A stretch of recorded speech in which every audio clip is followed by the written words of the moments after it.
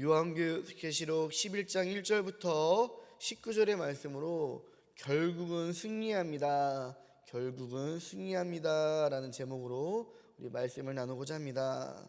하나님께서는 사도 요한에게 환상 가운데에 지팡이 같은 갈대를 주시며 이 성전과 제단 그리고 그 안에서 경배한 이들을 청량하라 라고 말씀을 하십니다.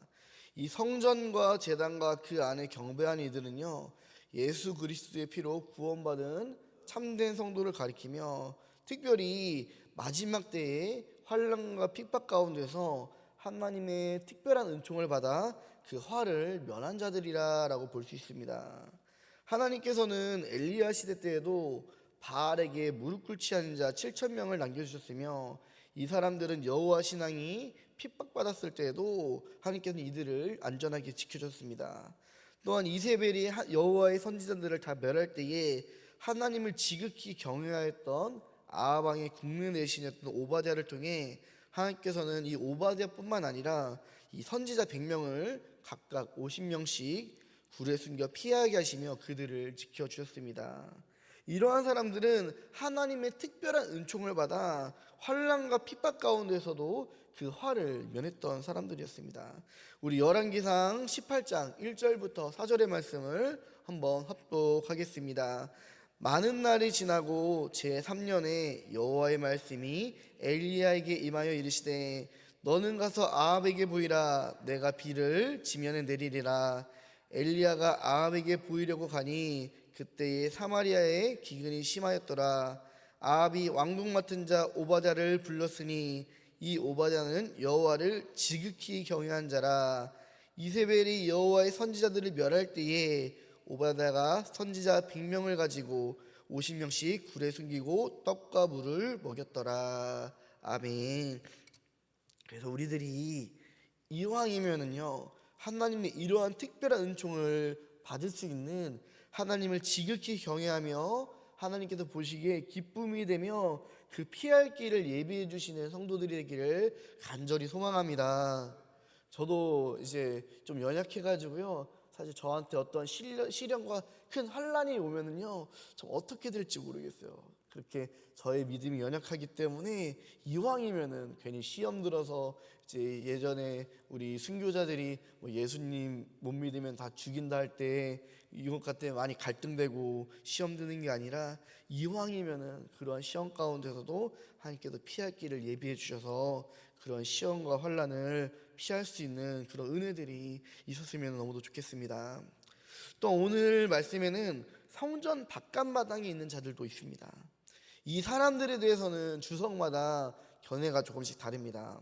대표적인 두 견해 중에 하나는요, 이 성전 바깥마당에 있는 자들은 습관적으로는 교회는 나오지만 이것이 인간적인 교제나 아니면 세상적인 유익을 위해서 다니는 자들, 또 나의 어떤 명예를 위해서 다니는 사람들, 또는 교회는 다니지만 예수 그리스도를 주로 온전히 믿지 못하는 그러한 위선적인 사람들을 말한다고 이렇게 합니다. 또 다른 경우에는요, 하나님을 경외하지만 마지막 때 가운데에 환난과 핍박을 당하는 일반적인 보편적인 성도들을 의미합니다.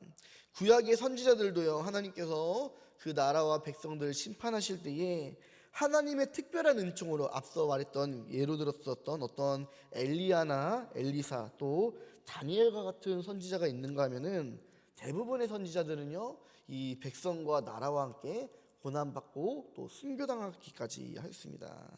신약시대에도 마찬가지입니다. 사도 요한은 하나님의 특별한 은총을 받아 그 생명까지 끝까지 보존할 수 있었지만 사도 요한을 제외한 모든 사도들은 다 순교를 당하고 말았죠. 그래서 교회와 성도는 환난 없이 보호되는 사람들이 아니라 세상에서 대부분은 필연적으로 이제 환난을 당하는 사람들입니다.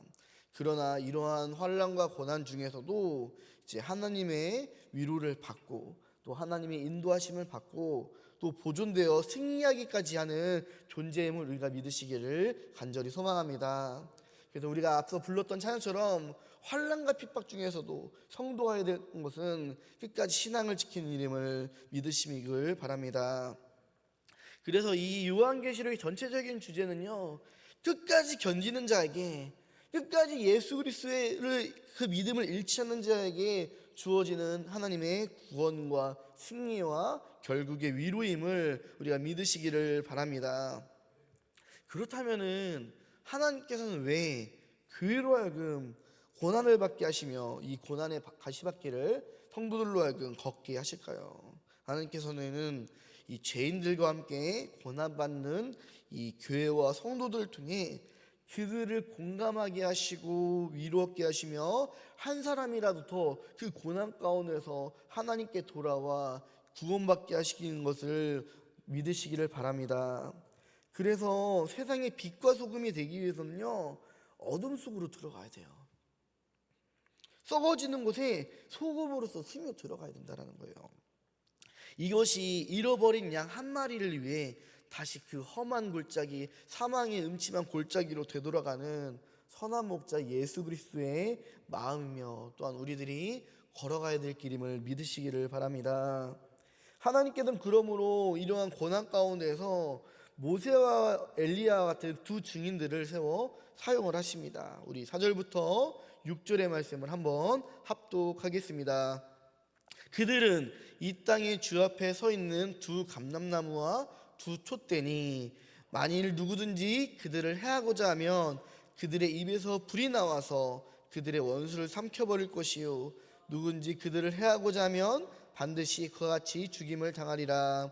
그들이 권능을 가지고 하늘을 닫아 그 예언을 하는 날 동안 비가 오지 못하게 하고 또 권능을 가지고 물을 피로 변하게 하고 아무 때든지 원하는 대로 여러 가지 재앙으로 땅을 치리로다. 아멘. 이 두 증인은요, 아직까지 마음이 완악한 이들에게 하나님의 능력과 권세를 통해서 회개를 촉구하며 또 그 가운데 고난받는 성도들의 위로가 되는 사역을 하지만 결국에는 어떻게 돼요? 오늘 말씀해 보면은 이 완악한 백성들로 인해서 이제 순교를 당하게 됩니다. 이 말씀의 장면은 우리가 성경을 읽다 보면은요, 구약의 선지자들과 회개하지 않는 이스라엘의 완악함을 다시 한번 말씀해주고 또 신약에서도 이 사도들과 주의 복음을 전하다 이제 순교당한 스데반과 같은 이런 인물들을 생각나게 합니다. 이것은 결국 하나님의 심판의 필연성을 나타내 줍니다. 우리 8절의 말씀을 합독하겠습니다. 그들의 시처가 큰 성길에 있으리니 그 성은 영적으로 하면 소돔이라 하고 애굽이라고 하니 곧 그들의 주께서 십자가에 못 박히신 곳이라. 아멘. 소돔은요, 온갖 죄악, 특별히 우상과 음란함으로 인해서 멸망당했던 도시입니다. 또 애굽은 그 완악함으로 인해서 결국에 10가지의 재앙을 다 받았던 이제 심판을 당했던 나라입니다. 그리고 예수님께서 십자가에 못 박히신 곳은요, 겉으로는 하나님을 믿는다고 하는 사람들이 모였었던 예루살렘이었습니다. 이러한 가운데서 이제 하나님의 의인들이 핍박을 받고 고난을 받는 것입니다. 그러나 의인의 순교는요, 이제 순교로 끝이 아닙니다. 흔한 말로 헛죽음, 개죽음이 아닌 것입니다. 11절과 12절의 말씀 우리 같이 읽겠습니다. 3일 반 후에 하나님께로부터 생기가 그들 속에 들어가매 그들이 발로 일어서니 구경하는 자들이 크게 두려워하더라. 하늘로부터 큰 음성이 있어 이리로 올라오라 함을 그들이 듣고 구름을 타고 하늘로 올라가니 그들의 원수들도 구경하더라. 아멘. 하나님께서는요, 하나님을 경외하고 또 우리 주 예수 그리스도를 주로 믿는 의인들에게 결국은 승리를 주시는 분이심을 믿으시기를 바랍니다. 그래서 때로는요, 우리들이 세상에서 고난을 당하고 또 보이기에 패배하는 것처럼 보일 때가 있어요. 예수를 믿는다라는 것이 이 세상 가운데에 이 세상과 어울리지 않는 어떠한 세상의 문화와 트렌드 때문에 늘 패배하고 무릎 꿇는 것처럼 보일 때가 있다라는 거예요.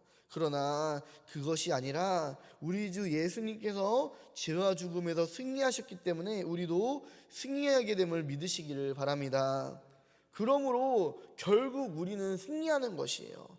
하나님께서는 그 의인들을 부활과 영광으로 큰 상급으로 이제 올려주시면서 그 순간 죄인들에게는 심판으로 역사를 하십니다. 두 증인의 부활과 승천 이후에 드디어 이 마지막 일곱째 천사가 그 나팔을 불기 시작하는 거예요. 우리 15절부터 18절의 말씀도 합독하겠습니다.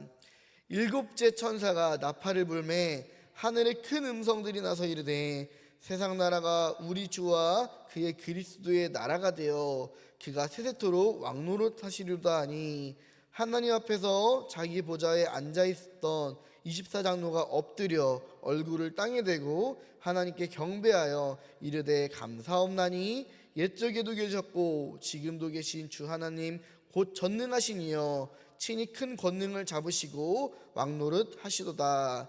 이방들이 분노하며 주의 진노가 내려 죽은 자를 심판하시며 종 선지자들과 성도들과 또 작은 자든지 큰 자든지 주의 이름을 경외하는 자들에게 상 주시며 또 땅을 망하게 하는 자들을 멸망하실 때 로소이다 하더라.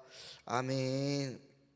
우리가 주목해야 될 말씀은 바로 마지막 절 18절의 말씀입니다. 18절 말씀 중간에 보면요, 종 선지자들과 성도들과 또 작은 자든지 큰 자든지 주의 이름을 경외하는 자들에게 상 주시며 라고 말씀을 하십니다. 그러면 우리들이 해야 될 것은요, 어떠한 상황 가운데서 때로는 하나님을 믿음으로 인해서 나에게 고난이 찾아오고 또는 하나님을 믿는데도 불구하고 나에게 고난이 찾아오고 환난이 찾아올지라도 끝까지 하나님을 경외하며 믿음과 소망과 사랑으로 우리가 살아가기를 간절히 축복합니다. 그래서 하나님을 경외하는 사람, 주 예수를 주로 고백한 자는 결국은 승리하게 됨을 우리가 믿으시기를 바랍니다. 그래서 우리들은요, 어떠한 상황 가운데서도요 하나님을 경외하고 그 상황 가운데서도요 어떻게든 한 사람 한 영혼이라도 이제 구원을 받을 수 있도록 인도를 해야 된다라는 거예요. 그래서 오늘 말씀에 보면은요, 이제 이 두 증인들이 죽을 때에 어떤 이들은요 갑자기 하나님께 영광을 돌린다라는 이런 말씀들도 있습니다. 그러므로 우리들은요 늘 우리가 어디 있든지 간에 때를 얻든지 못 얻든지 나의 상황이 평안 가운데 있든지 간에 고난 가운데 있든 간에 우리는 하나님께 영광을 돌리며 또한 복음을 전해줄 줄 믿습니다. 그래서 우리들이 그렇게 살아가는 저 우리 성도님 되시기를 주님의 이름으로 축복합니다. 우리 가슴에 손을 얹고 기도하겠습니다. 하나님 아버지, 오늘 말씀을 통해 우리를 위로하여 주시는 하나님의 은혜에 대하여 알게 하시네 감사합니다. 주님, 우리로 이 세상을 살아갈 때에, 특별히 마지막 때를 살아갈 때에 어떠한 상황 가운데서도 끝까지 믿음을 지키며 살게 하여 주옵소서. 이왕이면 지극히 하나님을 경외하는 자들에게 주어진 하나님의 특별한 은총을 받아 피할 길, 보호하심의 은혜를 누리는 그런 하나님을 지극히 경외하는 자의 은혜를 얻게 하여 주시옵소서. 주님, 그리하시 아니할지라도 우리로 하여금 고난 중에도 믿음과 소망, 사랑을 잃지 않게 하여 주옵시고 주의 복음을 전하는 일에 늘 최선을 다하게 하시며 세상에서 빛과 소금의 역할을 잘 감당하게 하여 주옵소서. 결국은 승리하게 됨을 믿으며 우리를 구원하시며 우리를 위로해 되신 우리 위로자 되신 하나님께 감사와 찬송, 영광, 경배 돌려드리는 삶을 이루게 하여 주옵소서. 예수님의 이름으로 기도했습니다. 아멘.